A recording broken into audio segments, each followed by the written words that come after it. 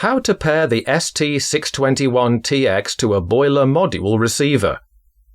Ensure the receiver is in the auto position. On the ST621TX thermostat, press the OK button twice to enter the menu. The word Program will appear on the screen flashing.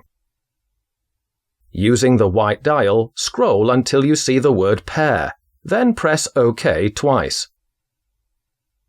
This will start the pairing process. A 10-minute countdown will begin. The screen will display 10 sending.